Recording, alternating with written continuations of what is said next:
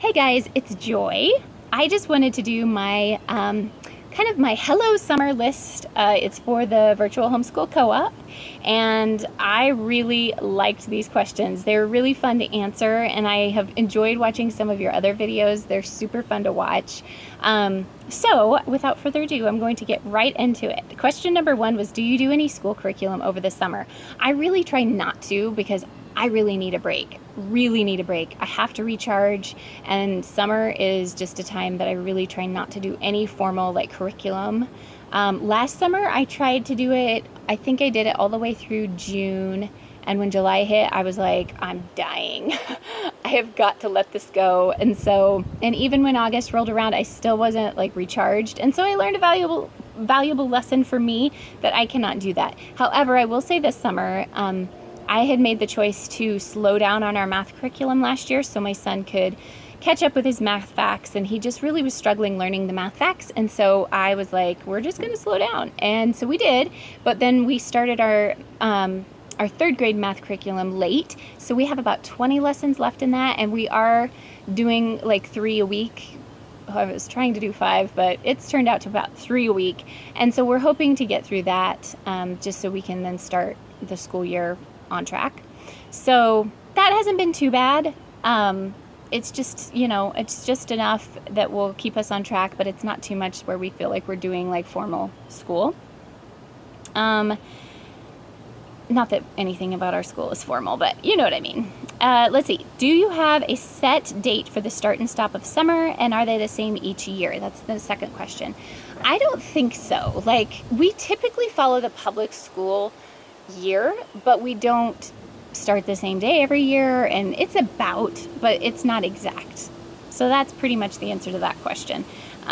We just follow the public school schedule. We have a public school right behind us, an elementary school. It just works because they start at 9 in the morning. So when I kind of see all the school kids going to school, I'm like, okay, it's time to start. We just kind of follow that, and I find it keeps me on track, and that's what works for us. Number 3, do you have any traditions for the end of school? No, but the only tradition that I have kept with my older two is there's a sheet that I printed out from Pinterest or something. I'll try and link it below if I can. I'm sure I have it pinned. But it's just a little handprint sheet, and when they finish kindergarten, they do their handprint, and then there's a list of questions what's your favorite food, what was your favorite subject in school. Just a cute little super easy thing. They can write it if they want because it's just real simple and easy and leaves lots of blank spaces. So that's really cute. That's the only thing I've done traditionally. We don't do donuts the last day of school or anything like that. I kind of wish we did, but I kind of avoid having a solid start. We're starting August 20th and we're ending May 15th. I just don't do that. I think I try and play a mind game with myself, to be quite honest, because I'm like, no, it's not really starting. No, well, we'll kind of end it. I don't know. For whatever reason, I do not like to have a firm date. It's kind of weird, but I just kind of I don't know. I kind of trickle in, trickle out. It's oh, we'll sort of start and kind of get ourselves in the routine, and then well, we kind of have to finish this up, and then, yeah, I don't know, but I have this thing going with myself where I've tried, and I can't get myself to do it. So whatever that is, assess me psychologically if you want to, but I can't, I've never been able to do that. Okay, number 3 is, do you have any oh no, I just did that one. Number 4, do you keep a schedule during the summer, and is it the same as during the school year? No, I really try and keep disciplined on the things that are important to me, my quiet time every morning and things like that. But as far as a school schedule during the summer, no. I do have my kids get dressed, brush their teeth, do their chores, and that's a no-brainer. And we also have kind of a going to bed routine type of thing where they pick up their toys outside, inside, and brush their teeth and whatever. But I can I really try and just give myself a break from that because it's pretty rigid during the school year, and I just like it more relaxed during the summer. Number 5, are you going on a vacation this summer? Well, we kind of already have. We're just taking, I guess I would call it 3 mini trips. So we did an extended weekend at my parents', and they live on a farm, and that's really fun. The kids get to fish and do all that. I actually will link a video because it was really cute, and I kind of did a little vlog of it because the kids just have so much fun down there. They love it, and so that was really fun. So we did an extended weekend of that, and then we just did an overnight and took our kids to Adventureland in Iowa. So we go and we stay at a hotel that has a water park, and then the next day we get up and we go to Adventureland and do all the rides and such. We went with another family. It was really fun. And so then that same family that we went with, just the mom and I are going to take our kids without husbands, and in the first week of August, we're actually going to explore our state. We're only going to do like 2 or 3 nights. I think maybe, I forget, is it 2 nights, 3 days? Anyway, something like that. So we're not going too far, but we're going to do some of the things that we've never done in our state that would be really fun for the kids and educational, and just kind of like a good healthy mix of fun and educational and things like that. So I'm super excited about that. We haven't like cemented what we're doing for sure, but both of us kind of like to travel and like to do the same kind of things, and we find it easy to travel with their families. So that's been really, I'm excited about that. I'm really starting to get excited. So then number 6, do you do any organized summer activities? My oldest son plays baseball. I've kind of told my middle son that he's not old enough yet, even though he is, because oh my gosh, I cannot imagine having 3 kids in activities. Like, that just kind of blows my mind. And I'm just, and I'm not even talking 2 kids. Like, I'm thinking of down the road for all 3 of my kids. I'm just like, so we've been trying to, like, you know, with your first, you're like, oh, they're kindergarten, they can play t-ball. Well, my kindergartner, I was like, yeah, we'll skip t-ball, we'll play next year. So yeah, that's kind of my deal with that. Like, I don't like to have too much stuff going on because that just defeats the purpose of summer, in my opinion. But anyways, my oldest son does play baseball. Love to go watch those games. They're really fun. As far as other organized activities, like, we love to do things and be super spontaneous during the summer. Like, call up some friends, have them over for a grill out, like, just super spontaneous. I love it. I also told a good friend of mine runs, she does art camps during the summer at her place. And I was like, you know what? If you have an art camp that's open or that needs kids to fill it, please let me know. But I'm not going to sign up right now. This was like back in, I don't know, April.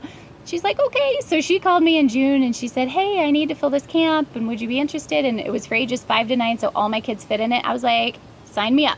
So it was for the next week, and she contacted me like on Thursday of the week before. So it was great. It was great. I loved it, and my kids loved it, and that was perfect. But I didn't have to like schedule my whole summer around that week. So anyways, that's kind of how we operate.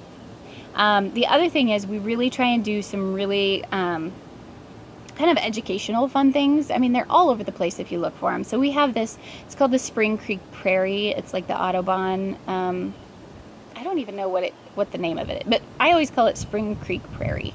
And they have, this Saturday night, they have like a little firefly picnic. And so I guess they explain to you like how the fireflies, well, I'm going to learn if they hatch or whatever they do.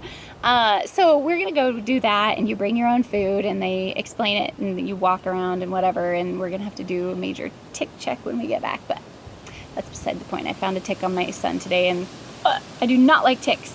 The other thing is, okay, so moving on, number 7, do you do a summer reading list or specified reading time? We don't do a reading list. I don't tell my son what to read or my kids what to read necessarily. I do pick out the readers for my going into first grade son because he just doesn't know what to pick out, what he can read and what he can't really. And then my older son, I did really search to find something for him, and I finally found something that intrigues him. So he was really into Magic Treehouse last summer. Well, he's kind of lost interest, and he is a little bit above that for reading level. So I was like, okay, what are we gonna find for him? Well, I found this series that's called Beast Quest, and if you look it up on Amazon, I'll link it below. It's very, you look at the covers and you're like, eesh, that looks super scary and kind of violent and whatever.